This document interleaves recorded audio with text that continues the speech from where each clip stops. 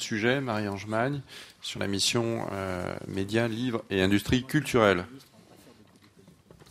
Merci, Monsieur le Président, Madame la Ministre, Monsieur le Rapporteur général, chers collègues. Alors, j'ai choisi de concentrer mes travaux d'évaluation dans le cadre du projet de loi de règlement sur les aides à la presse. Ces aides sont indispensables pour garantir le pluralisme de la presse, qui est une des conditions de la démocratie.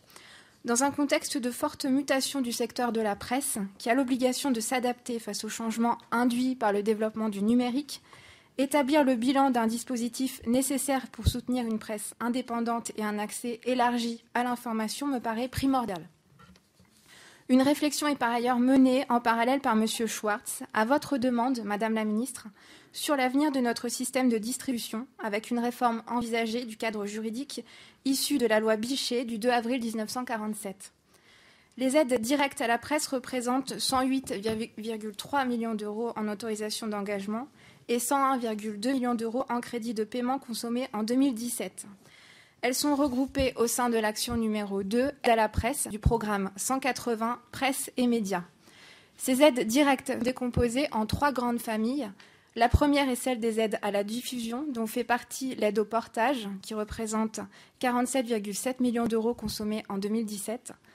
En second lieu, les aides au pluralisme visent à soutenir les publications d'informations politiques et générales à faibles ressources publicitaires.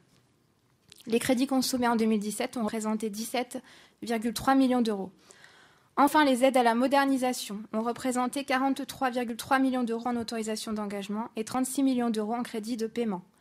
À ces aides directes recensées dans la mission Médias, Livres et Industrie culturelle, il faut ajouter l'aide au transport postal à hauteur de 121 millions d'euros pour 2017, que l'on retrouve dans le programme 134 de la mission Économie. Enfin, il existe des aides fiscales indirectes en faveur de la presse, dont la principale est le taux de TVA réduit de 2,1% aux publications de presse, estimé à 160 millions d'euros de manque à gagner pour l'État pour 2017. À ce stade, le premier constat que je souhaite faire est celui de l'incohérence de l'absence, dans le périmètre de la mission Médias, Livres et Industrie culturelle, de l'aide au transport postal, qui représente tout de même 121 millions d'euros, soit près de la moitié des aides directes mentionnées. Le coût des aides directes, hors dotation à la paix, a été diminué par 2 depuis 2009, conformément aux engagements pris lors des États généraux de la presse, instaurer des aides exceptionnelles temporaires. Le niveau de ces aides est passé, selon votre ministère et selon la Cour des comptes, de 495 millions d'euros en 2009 à 395 millions d'euros en 2013 et 245 millions d'euros en 2017. Cette baisse est liée à la décroissance de la compensation versée à la Poste, à la diminution mécanique d'aide sociale au départ en retraite des salariés de l'imprimerie et à la diminution de l'aide au portage, passée de 70 millions d'euros en 2009 à 36 millions d'euros en 2017. Je regrette cependant l'absence dans le rapport annuel de performance d'un document budgétaire unique qui ferait une estimation chiffrée de tous les dispositifs d'aide directe et indirecte et de leur évolution pluriannuelle. Je relève donc avec intérêt la réponse du ministère faite à la Cour des comptes à ce sujet, qui précise que ce document unique pourra être publié dès le PLF 2019. Cette mesure permettra de renforcer le contrôle et l'évaluation du Parlement sur cette politique publique, ce que nous ne pouvons qu'approuver. Au cours des discussions que j'ai menées avec les différents acteurs du secteur de la presse, 2 caractéristiques principales sont ressorties. La première est la transformation profonde que connaît le secteur de la presse liée au développement du numérique. Loin de signer la fin des entreprises de presse, le numérique a permis d'augmenter le lectorat et a favorisé la multiplication des publications. L'enjeu est aujourd'hui de développer des modèles économiques soutenables pour des acteurs qui connaissent des situations très variées, puisque certains sont des pure players, mais d'autres sont adossés à un support papier. Si la presse papier connaît des coûts logistiques et financiers plus élevés que la presse en ligne, qui justifient que leur soient réservées certaines aides, notre dispositif peut être amélioré de façon à mieux prendre en compte les évolutions actuelles. En effet, dans le dispositif actuel des aides directes, les services de presse en ligne peuvent uniquement bénéficier de l'aide du Fonds stratégique pour le développement de la presse, le FSDP, et de la Bourse à l'émergence, le Fonds de soutien à l'émergence et à l'innovation, qui a été créé en 2016. Ils bénéficient aussi de certaines aides indirectes, telles que la TVA réduite depuis 2014 ou l'exonération de contributions économiques territoriales. Cette prise en compte croissante par notre dispositif de l'importance du soutien de la presse en ligne pourrait être encore perfectionnée. Ainsi, aujourd'hui, les aides au pluralisme sont à destination unique de la presse papier, ce qui peut poser la question du respect de cet objectif de pluralisme. Un élargissement des aides au pluralisme aux journaux en ligne me paraît très pertinent. En revanche, la proposition de la Cour des comptes, inscrite dans son rapport annuel de février 2018, d'instaurer une aide unique à l'exemplaire payant, quelles qu'en soient les modalités d'achat et le support de diffusion, qui se substituerait aux différentes aides à la diffusion, ne me paraît pas être la solution la plus adéquate. En effet, il me semble que la presse papier supporte des coûts logistiques plus importants que la presse en ligne et qu'elle doit être aidée spécifiquement à ce titre. En outre, le rapport d'Emmanuel Gianesini a montré qu'une telle aide entraînerait des effets distributifs importants en faveur de la presse déjà portée et risquerait de déstabiliser la Poste, qui assumerait seule les coûts de distribution dans les zones les moins denses. L'importance de la mission de service public portée par la Poste justifie une aide actuelle proportionnellement plus importante. La seconde caractéristique de ce secteur concerne les difficultés majeures que connaît le secteur de la distribution. Elles sont dues à des problèmes structurels, notamment le développement du numérique et la baisse de la vente au numéro de la presse papier. L'entreprise Prestalis concentre les inquiétudes. L'entreprise a connu une crise importante en 2012 qui a conduit l'État à verser, en plus des 18 millions d'euros annuels versés au titre des aides à la modernisation de la distribution, 15 millions d'euros à l'entreprise sur la période 2012-2013 et à lui accorder 2 prêts à hauteur de 14 millions d'euros en 2012 et 30 millions en 2014. Malgré ces aides et le plan de réforme adopté, Prestalis s'est retrouvé au bord de la cessation de paiement à la fin de l'année 2017 avec un besoin de trésorerie non couvert pour 2018 de 60 millions d'euros. Si les décisions stratégiques prises par la direction sont régulièrement mises en cause, il ne faut pas négliger l'importance des causes structurelles à cette situation. Une réflexion sur la réforme de ce système de distribution issu de la loi Bichet de 1947 est d'ailleurs en cours actuellement, comme je l'ai déjà évoqué. Un nouveau plan de financement a été homologué le 14 mars 2018. En contrepartie d'économies importantes mises en œuvre par l'entreprise, 52 millions d'euros sont versés à Prestalis par un apport des éditeurs et la mise en place d'un nouveau prêt FDES. Les économies attendues concernent principalement le licenciement de 230 personnes. J'attire, Madame la Ministre, votre attention sur les difficultés des salariés de cette entreprise qui subissent régulièrement des plans de sauvegarde de l'emploi, qui se traduisent par des licenciements importants et la fermeture de certains sites. Alors, on a parlé du Limousin. À Limoges, justement, 15 emplois seront menacés par la fermeture du site de Prestalis. Ces travaux me conduisent à vous poser plusieurs questions, Madame la Ministre. Ma première question porte sur la pertinence de la prise en compte de la transformation numérique de la presse dans notre système d'aide à la presse. À ce titre, l'élargissement des aides au pluralisme aux journaux en ligne ne pourrait-il pas se justifier, notamment pour ceux qui ne sont pas déjà adossés à un journal papier et connaissent des ressources limitées? Il serait en effet intéressant d'adapter aujourd'hui la notion du pluralisme de la presse d'information générale et politique à la presse en ligne. Ma deuxième question porte sur la soutenabilité de notre système de distribution.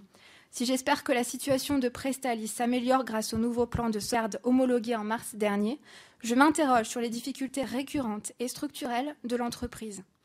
Une réflexion est-elle menée au sein de votre ministère pour anticiper la réforme de ce modèle si jamais Prestalis venait encore à connaître une situation de cessation de paiement? Le manque de soutenabilité de notre modèle de distribution ne conduirait-il pas à sa remise en cause aujourd'hui? Ma troisième question porte sur les orientations du rapport de Marc Schwartz, non publié à ce jour, notamment concernant la modification de la régulation du secteur de la distribution. Le dispositif actuel est placé sous le contrôle de 2 autorités de régulation, le Conseil supérieur des messageries de la presse, dont partie les éditeurs, et l'autorité de régulation de la distribution de la presse, qui dispose de peu de moyens humains et financiers pour mener à bien la mission qui lui a été confiée. Le rapport de Marc Schwartz recommanderait de confier cette mission à l'autorité de régulation des communications électroniques et des postes, l'ARCEP. Pouvez-vous nous donner de plus amples informations sur cette perspective? Des coûts budgétaires supplémentaires sont-ils à prévoir? Je m'interroge également sur les réflexions du ministère concernant une éventuelle fusion entre l'ARCEP et le CSA dans le cadre du projet de loi qui a pour objet de réformer l'audiovisuel public. Cette fusion est-elle à l'ordre du jour? Enfin, ma dernière question porte sur l'absence des aides au transport postal de la presse dans le périmètre de la mission Média Livre et Industrie culturelle. L'esprit de la LOLF est bien de regrouper les dépenses par finalité. pour permettre au Parlement un meilleur contrôle sur les finances publiques. Pourquoi ne serait-il pas possible d'insérer ces crédits dans cette mission alors que cette subvention à la Poste répond à la finalité bien particulière de soutien à la presse ? L'expérimentation menée en 2013 a permis de transformer la subvention destinée au transport postal de la presse dans le programme 180 de la mission Médias, Livres et Industrie culturelle. Elle a donc montré la faisabilité et l'intérêt pour l'autorisation budgétaire donnée par le Parlement et pour le contrôle de l'exécution des dépenses menées au cours de ce printemps de l'évaluation. Je vous remercie. Merci beaucoup, monsieur le rapporteur. Oui, merci Président. Bon, je voulais dire que le thème des aides à la presse qui a été retenu par la rapporteure spéciale est vraiment, à mon avis, un thème essentiel.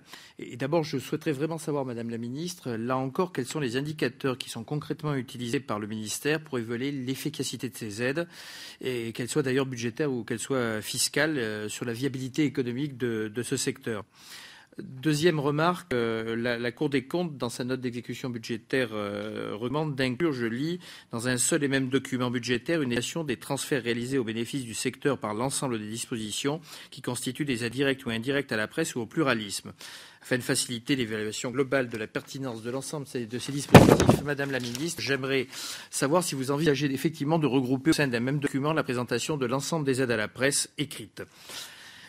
Troisième sujet, s'agissant plus spécifiquement de la PQR, de la presse quotidienne régionale, je rappelle quand même qu'on a 6 quotidiens sur 10 qui sont des quotidiens régionaux ou départementaux, avec près de 20 millions de lecteurs quotidiens, ce qui est très important quand on regarde les chiffres de lecteurs de la presse nationale. Alors sur ce sujet, quelles sont les aides dont bénéficie spécifiquement, la PQR, et c'est la fatigue, est-il envisager un renforcement de ces dernières, ou du moins un rééquilibrage? Je pense en particulier au développement au fonds pour le développement stratégique de la presse, le FSDP, qui finance les efforts d'innovation et de modernisation de la presse. Et enfin, je voudrais savoir quelle est la position du gouvernement sur une réforme de l'aide au portage, telle que l'a exprimé la rapporteure spéciale, et de l'aide au transport postal, qui est régulièrement proposée par la Cour des comptes, proposée aussi par l'Union de la presse en région, pour instaurer une aide unique à l'exemplaire payant, indépendante du canal de distribution qui est retenu. Je vous remercie. Madame la Ministre, juste un mot sur l'audiovisuel public quand même, si vous pouvez dire un mot de l'état d'avancement de vos réflexions sur l'évolution de l'audiovisuel public et de ses coûts, bien sûr. Madame la rapporteure spéciale, mesdames et messieurs les députés, l'existence d'une presse forte, libre, indépendante et pluraliste est un pilier de la démocratie. Le ministère de la Culture en est l'un des gardiens et le secteur doit aujourd'hui relever des défis importants liés à la révolution numérique, la chute des ventes papier et la remise en cause du modèle économique traditionnel, la concurrence des géants du numérique et la propagation des fausses nouvelles. Dans ce contexte, le soutien apporté par l'État au secteur de la presse en France est décisif et il prend plusieurs formes. Les aides financières directes et indirectes en constituent une part essentielle. Elles auront représenté plus de 593 millions d'euros en 2017, soit 8% du chiffre d'affaires du secteur. Près de la moitié de ces aides, 260 millions d'euros, sont financées directement par le ministère de la Culture au titre du programme Presse et Médias. Les aides à la presse de l'État se répartissent en 3 grands objectifs de politique publique: assurer l'indépendance et le pluralisme, garantir l'accès des citoyens à l'information, soutenir l'innovation. Assurer l'indépendance et le pluralisme du secteur, c'est la première mission de l'État. C'est l'objet des aides au pluralisme financées par le ministère de la Culture. Elles visent des titres de presse papier qui participent de façon décisive au débat d'idées et qui ont des faibles ressources publicitaires, telles que l'Humanité, La Croix, Society ou des journaux locaux comme La Marseillaise. Elles représentent 16 millions d'euros et nous les avons sanctuarisées en 2018. Vous m'avez interrogé sur la possibilité d'ouvrir à la presse en ligne ces aides qui ne bénéficient aujourd'hui qu'au titre des presses papier, et je suis personnellement favorable. On ne peut néanmoins pas se contenter de calquer le régime de la presse papier, car les structures de coûts sont évidemment très différentes. J'ai donc lancé une expertise au sein de mes services au ministère pour examiner les modalités que pourrait prendre une telle extension. Mais sur le principe, j'y suis favorable et l'étude permettra d'en discuter avec la profession. En matière d'indépendance et de pluralisme, toujours, je veux aussi mentionner le soutien apporté par mon ministère à l'agence France Presse, qui est un acteur décisif de la filière et qui est une marque de référence à l'international. En 2017, les aides se sont élevées à 132,5 millions d'euros pour l'AFP. Ce soutien a non seulement été reconduit pour l'exercice 2018, mais conforté, et la dotation de l'État sera rehaussée en gestion de 3,5 millions d'euros. Deuxième grand bloc d'aide à la presse de l'État, celles qui garantissent l'accès des citoyens à l'information. Ils ont représenté près de 188 millions d'euros l'an dernier. Il y a les aides au portage qui portent sur les abonnements et il y a les aides à la distribution qui portent sur la vente au numéro. Et ces aides ont représenté près de 67 millions d'euros en 2017. Le montant de ces aides dépend des volumes papier en jeu et leur diminution dans le budget 2018 correspond donc à une baisse structurelle des volumes portés. La filière de la distribution est en pleine transformation, vous le savez.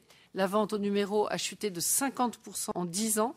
Le mouvement est structurel et nécessite un changement d'approche des politiques publiques. Vous avez demandé un point de situation sur la messagerie Prestalis. Vous connaissez tous les difficultés rencontrées par cette société et elle fait face à des difficultés financières récurrentes aggravées par la situation du marché. Nous avons deux enjeux. Dessiner une sortie de crise à court terme. L'intervention de l'État a été décisive avec effectivement un prêt accordé à la messagerie pour financer son plan de redressement. Et j'ai appelé les éditeurs à leur responsabilité sur leur propre contribution. Ils financeront le plan de redressement sur plusieurs années. La procédure de conciliation a été homologuée en mars 2018 par le président du tribunal de commerce de Paris. Le ministère de la Culture est en première ligne avec Bercy dans le suivi du dossier. L'enjeu parallèle est d'aider la filière à préparer l'avenir. La montée en puissance des acteurs numériques n'a pas diminué l'importance de la presse papier pour l'accès de tous à l'information. Et c'est tout le sens de la réforme de la loi Bichet que nous allons engager pour adapter la régulation de la filière. Marc Schwartz, qui a coordonné avec Gérard Ramex la négociation du plan de sauvetage de Prestalis, est chargé de proposer des évolutions législatives. Il me remettra son rapport dans les tout prochains jours. Le projet de texte de loi sera ensuite soumis à une concertation. L'objectif est d'adapter les principes fondateurs de la loi Bichet à la nouvelle situation économique de la filière, en modernisant sa régulation et en renforçant la responsabilité des acteurs. Je le redis ici clairement, la réforme réaffirmera notre attachement aux principes de la loi Bichet qui garantissent le pluralisme de la presse en assurant une équité de traitement entre les différents titres de presse dans leur distribution. Parmi les aides à la diffusion, il y a ensuite l'aide au transport postal de la presse qui a représenté 121 millions d'euros l'an dernier. Cette aide est versée par le ministère de l'Économie et avait demandé pourquoi elle n'était pas rattachée à la culture. C'est par souci d'efficacité de la concertation publique d'abord, c'est Bercy qui est l'interlocuteur privilégié de la Poste et par souci de cohérence budgétaire ensuite. Cette aide constitue un soutien financier au réseau de distribution postale dans son ensemble. Enfin, je veux mentionner les aides fiscales qui favorisent aussi l'accès des citoyens à l'information en abaissant le prix. Le taux super réduit de TVA à 2,1% sur la presse écrite a représenté environ 160 millions d'euros l'an dernier. Troisième grand bloc d'aide à la presse, celle qui encourage l'innovation dans le secteur. C'est une exigence démocratique.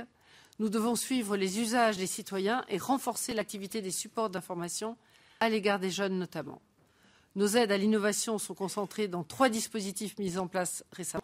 Le Fonds stratégique pour le développement de la presse, qui finance notamment la création et la refonte des sites Internet, ainsi que la mise en place d'outils innovants. Plus de 27 millions ont été mobilisés en 2017. Deuxième dispositif, le Fonds de soutien à l'émergence et à l'innovation dans la presse, créé en 2016 et qui a représenté une enveloppe de 5 millions d'euros d'aide l'an dernier, à travers des bourses, des programmes d'incubation dédiés aux médias émergents et des programmes de recherche dans le secteur de la presse. Troisième dispositif, le Fonds de soutien aux médias d'information sociale et de proximité, qui subventionne des médias citoyens et participatifs. 1,6 million d'euros d'aide ont été accordés en 2017. Il concourt à la politique d'animation des territoires, qui, vous le savez, m'est très chère. Au total, ce sont près de 35 millions d'euros qui ont été consacrés l'an dernier au soutien à l'innovation. Vous m'interrogez sur l'égalité de traitement entre presse écrite et presse en ligne.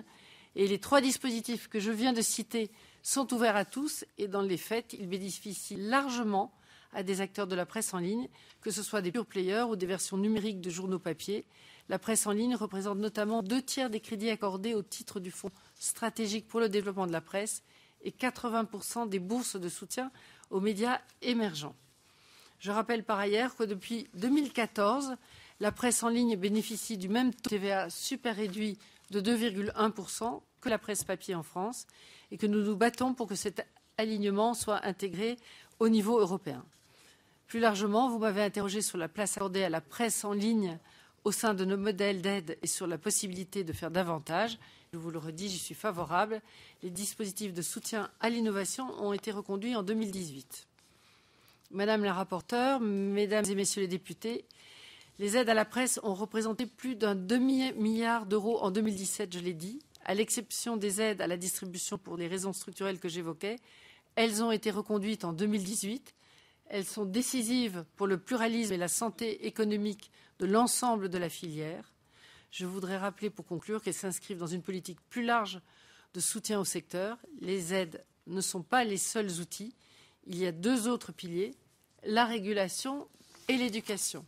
En matière de régulation, je mène plusieurs batailles au niveau européen aujourd'hui pour améliorer le partage de la valeur avec les nouveaux acteurs numériques, dont la bataille pour la création d'un droit voisin pour les éditeurs de presse et qui a fait l'objet d'un accord politique historique du Conseil la semaine dernière.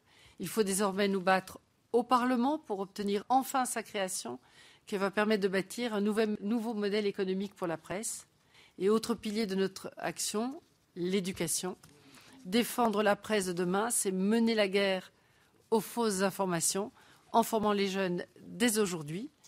J'ai doublé dès cette année 2018 le budget consacré par mon ministère à l'éducation, à l'information et aux médias qui passe de 3,6 millions d'euros.